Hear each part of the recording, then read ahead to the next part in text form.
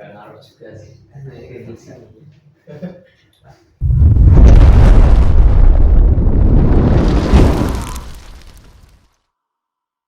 Hai, saya Fadil Satu Negoro, nomor presensi 15.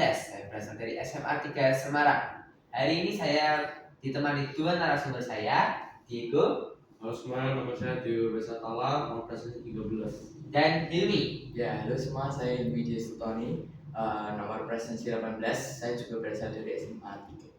Oke, hari ini kita akan membahas tentang Lawang Sewu, sebuah bangunan ikonik kota Semarang. Nah, menurut kalian, Lawang Sewu itu seperti apa sih? Nah, dalam bahasa Lawang Sewu artinya 1000 pintu. Tapi di dalam gedungnya Lawang Sewu sendiri hanya ada 928 pintu. 928 pintu. Terus sisanya kemana? Kalau 928 pintu ya, berarti sisanya itu sekitar 72 pintu ya, harusnya Iya, 72 iya. pintu. Namun yang saya baca itu sebenarnya 72 pintu itu bukan pintu tapi jendela. Nah, sisanya gitu. Mengapa disebut sebagai Lawang Sewu? Karena jumlah pintu dan jendelanya itu sangat banyak sehingga dinamakan Lawang Sewu. Nah, yang saya dengar-dengar Lawang Sewu itu sudah dari zaman dahulu gitu. Nah, kalian tahu nggak kalau dulu itu digunakan sebagai apa? Berarti asal usul dibangunnya Lawang Sewu Ya, betul. Kalau asal usul zaman dulu itu Lawang Sewu digunakan sebagai kita tahu sendiri sebagai pasti disangkut pautnya dengan perkeretaan api. Ya, jadi itu Lawang Sewu itu digunakan untuk kantor administrasi perkeretaan api di Hindia Belanda. Gitu. Jadi ibaratnya itu kantor itu emang pusatnya di Hindia Belanda saat itu. Gitu. Oh ya, kenapa sih Belanda membangun Lawang Sewu sebagai gedung administrasi perkeretaapian Hindia Belanda yang lokasinya di Semarang gitu? Kenapa harus di Semarang? Kenapa harus di Semarang? Karena lokasinya strategis Semarang itu.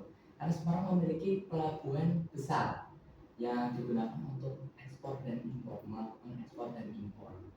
Sehingga namanya juga kantor administrasi perkeretaan api, sehingga pasti sangat vital di situ.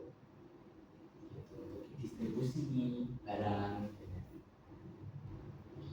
Nah, setelah itu pastinya selain dari lokasi yang strategis, habis itu untuk kantor administrasi, ada satu latar belakang yang membuat Lawang Sewu ini dibangun.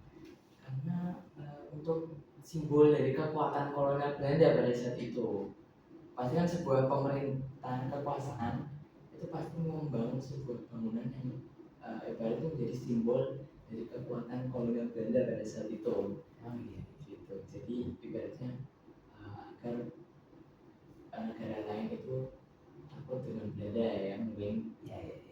Nah, setelah penjajahan Belanda kan Indonesia pernah dijajah Jepang tuh selama 3 tahun. Ya. Nah, menurut kalian saat penjajahan Jepang, Lawang Sewu itu digunakan sebagai apa? Ada yang tahu mungkin itu? Nah, Jepang pada tahun 1942 ya. 1942. Oh iya. Jepang mengahlifungsikan Lawang Sewu menjadi markas militer. Ya, markas militer. Nah, fun fact lagi, Lawang Sewu kan pasti ada ruang bawah tanah. Ya, betul. Nah, ruang bawah tanahnya itu pada masa Jepang, masa diambil alih oleh Jepang, itu digunakan untuk apa namanya itu? Nah, ada satu fun fact ya dari masa diambil alih oleh Jepang. Jadi ruang bawah tanahnya itu digunakan untuk penjara. Penjaranya dengan menerapkan sistem jongkok. Wah, sadis sekali. Ya, sadis banget kan? Sadis banget. Itu sangat kejam. Nah, jadi tahanan itu dituntut untuk jongkok di ruangan 1 meter kali 1 meter. Wah, dan itu diisi 7 sampai 8 orang. Waduh, Itu sedih banget ya. Sedih banget sih. Itu yang punya klaustrofobia pasti trauma berat. Iya benar. Habis itu diisi air seleher. Ya. Jadi itu benar-benar sadis banget pada masa penjajah Jepang. Terus setelah penjajahan Jepang pada tahun 1945 Indonesia sempat merdeka setelah dibacakan proklamasi oleh Soekarno kan ya. Iya, iya. Nah, betul. setelah merdeka nasib Lawang Sewu tuh kira-kira bagaimana? Ada yang tahu? Pasca kemerdekaan ya, berarti Ya. setelah kemerdekaan.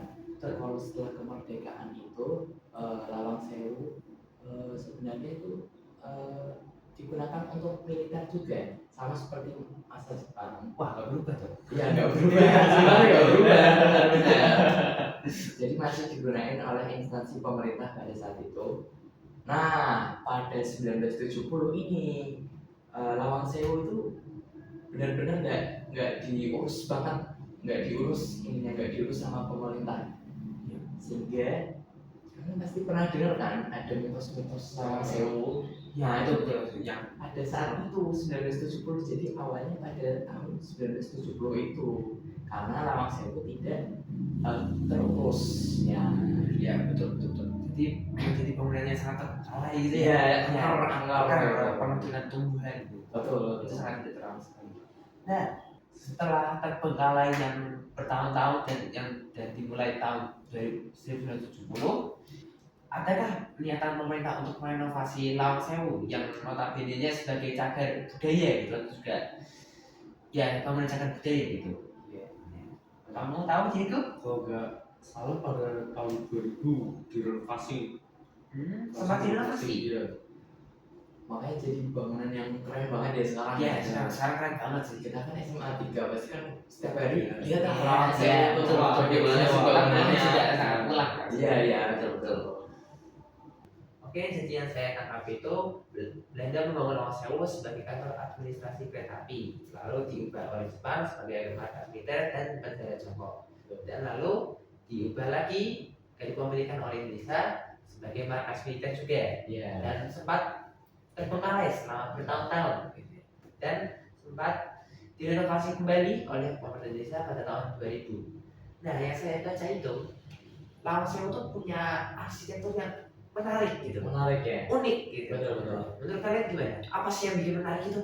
Nah, Lawang Sewu itu menggunakan gaya Inggris, bangunannya gaya Inggris. Inggris itu apa ya? Nah, gaya Inggris itu mengkolaborasikan bangunan Eropa dengan lokal. Jadi dengan Hindia Belanda, ya, bangunan-bangunan intinya bangunan-bangunan lokal gitu. Seperti atapnya, jadi atapnya itu menggunakan gaya mansard. Mansard itu apa? Ya. Nah, gaya mansard itu atapnya cenderung curam atau tinggi begitu dibandingkan dengan bangunan-bangunan lain. Iya. Tuh, jadi fungsinya tuh agar air hujan itu cepat turun ke dasar sehingga tidak merusak atap. Wow, luar biasa. Pemikirannya memang udah out of the box sih. Iya, Biasanya betul, ya. betul. Orang Belanda itu pinter-pinter. Betul. Sangat efektif sekali kalau begitu. Kalau Diego pernah ada pengalaman mungkin di Lawang Sewu? Apa kesan Anda di Lawang Sewu itu? Tadi kan awal kita udah bahas Lawang Sewu artinya 1000 pintu. Iya, betul. Tapi kan Tapi nggak sampai 1000 kan ya, ya? Iya. betul. Itu 1000 dari jumlah jendela sama pintu di Gedung Lawang Sewu. Saya kan juga pernah ke Lawang Sewu. Iya. Waktu saya ke sana pencahayaannya sangat bagus. Wah, kayak gimana sebetulnya? Kayak ruangan-ruangan yang emang Ruangan sempit ya. sempit. Kelihatannya seharusnya gelap, Iya. tapi Cahayanya tetap cahaya masuk. tetap masuk. Iya, iya. Itu dari cahaya matahari. Ya, Wah, luar biasa. dari jendela-jendelanya. Iya. Wah, luar biasa. Nah, kalau yang saya baca juga ada kaca patri. Jadi di dalam itu ada kaca patri. Oh iya, Iya. kayak streaming gitu ya? Iya, jadi kayak emang cahaya itu banyak banget masuk ke bangunannya gitu. Dan saya jangan juga Lawang Sewu punya ruang bawah tanah. Betul. Nah, iya. Nah, ruang bawah tanah itu saat penjajahan Belanda itu difungsikan sebagai tempat penyimpanan arsip. Nah, Ya, iya. tempat penyimpanan arsip dan juga sebagai pendingin. Memang Belanda itu luar biasa ya. Iya. Bahkan sampai pendinginnya pun ada ruangnya sendiri gitu. Nah, ngomong soal pendingin, saya kan pernah ke sana. Pasti kan kita semua pernah ke sana lah ya, Iya. Lawang Sewu. Kalian pernah ngerasain nggak kayak panas gitu? Jarang. Jarang ya? Jarang, sangat jarang. Itu dari fungsi ruang bawah tanah itu juga masuk gitu. Bahkan fungsinya pun sampai berlaku hingga hari ini. Iya, Wah, kita luar biasa. kita kecil itu Belanda udah mikirin sih. Waduh, memang Belanda itu luar biasa ya. Iya, betul.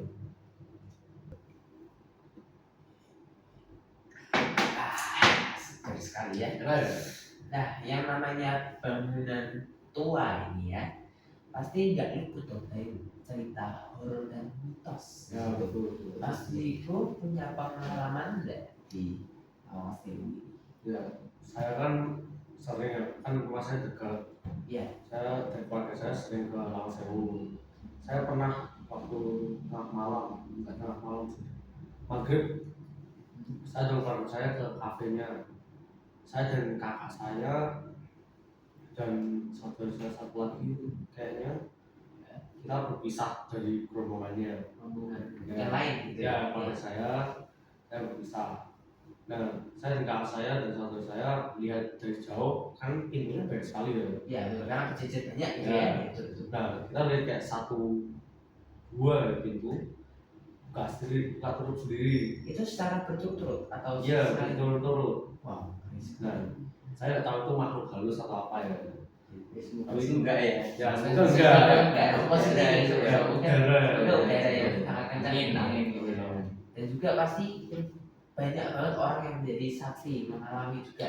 Salah satunya yang paling terkenal itu saat zaman dulu yaitu dunia lain. Ya, pasti pada tahu kan ada dunia lain dulu sangat terkenal.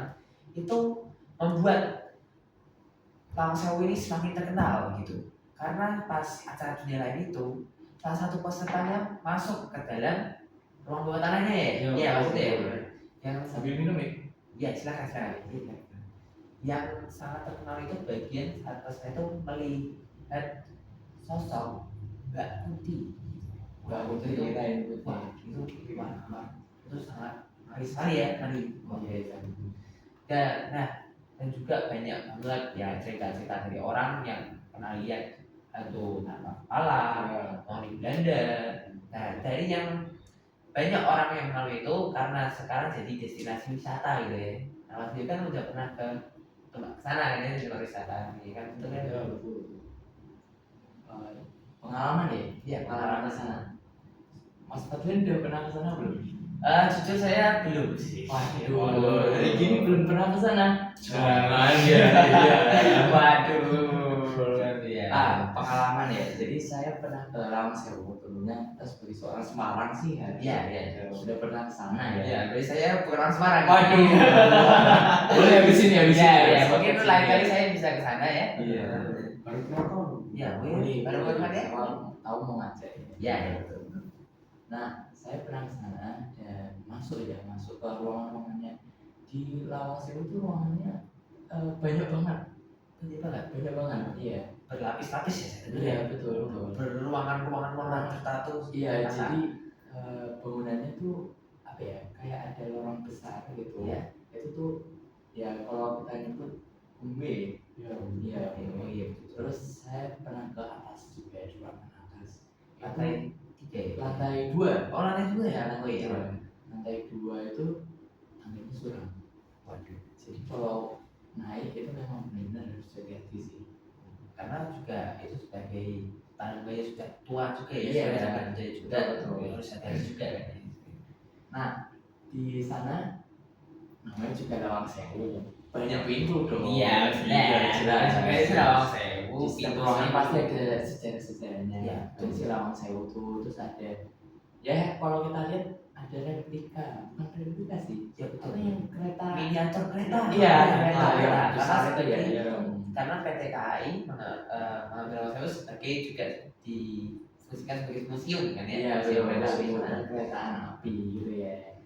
Terus di sana ada kafe. Ya, Iya, betul. Jadi bagi penonton yang ke sana ingin bersantai-santai ya setelah melihat Lawang Sewu bisa ke kafenya aja sih. Wah, luar biasa. Fasilitasnya lengkap sekali. Iya, ya. iya. Dan saya dengar Lawang Sewu ini juga pernah jadi tempat event gitu. Nah, iya banyak banget Event. event-event yang event-event yang berhubungan dengan budaya pastinya. Iya, pasti. Saudara. Ya karena tempatnya itu sangat strategis sekali ya. Betul. Jadi, siapa sih orang yang nggak tahu Lawang Sewu gitu kan? Pusat kota Semarang lagi di Pusat Tugu kota Muda. Semarang. Nah, Mas Diego pernah ke Lawang Sewu? Ya saya pernah. Tadi kan sudah ceritakan ya. Karena saya udah menceritakan. Iya. Selain itu maksudnya pengalaman Selain saya itu ya Gimana bentuk bangunannya? Yo. Apa gitu? Nah, saya belum pernah saya pernah ke ruangan. ya saya pernah ke ruangannya. Ya seperti yang kita bahas tadi ya ruangannya sejuk, cahayanya bagus, tempatnya juga kan itu gedung udah lama banget ya. Tapi kelihatannya lumayan bagus sekarang. Karena jadi Renovasi ya, Renovasi ya. Dan pemerintah pun mempertahankan bentuk aslinya ya, karena betul, di apa disebut sebagai cagar budaya. Betul, betul. Nah, bagi penonton yang ingin ke Lawang Sewu, hari yang paling tepat itu hari Jumat sih, kalau menurut saya ya, karena Kenapa tuh hari Jumat? hari Jumat itu nggak terlalu ramai, karena kan nggak weekend juga, itu Ya. juga maksudnya ke weekdays, Oh iya. dan tiketnya juga lebih murah. Tiketnya nggak waktu weekdays tiket itu naik ya? Karena Weekend, Ada pada saat weekend. saat weekend. weekend naik, ya. weekend ya sana. Kalau weekdays pasti biasa Pasti banget. biasa aja. Biasa aja. Harganya berapa kalau boleh tahu? Kalau yang dewasa itu 10.000, kalau yang anak-anak itu 5.000. Khusus turis mancanegara pilihan itu 30.000. Wah, Jadi mahal. ini lebih mahal. Ya, Karena mereka memang nggak emang tahu ya. turis ya, turis. gitu. Tambah UMKM. Ya boleh. Salah satu cara untuk menambah devisa dari pemerintah Kota Semarang. Ya, betul. Ya, juga. Oke, luar biasa sekali pertemuan kita hari ini. Sangat luar biasa. Terima kasih. Mantap, mantap, mantap. Oke, sekian dulu dari kami. Wassalamualaikum warahmatullahi wabarakatuh. Kalau kalian ingin mengenal lebih lanjut dengan Mas Hilmi dan Mas Diego, ada Instagramnya, bisa dikunjungi. Bisa cek deskripsi Deskripsi. video ini. Dan juga tentunya Instagram saya. Dadah.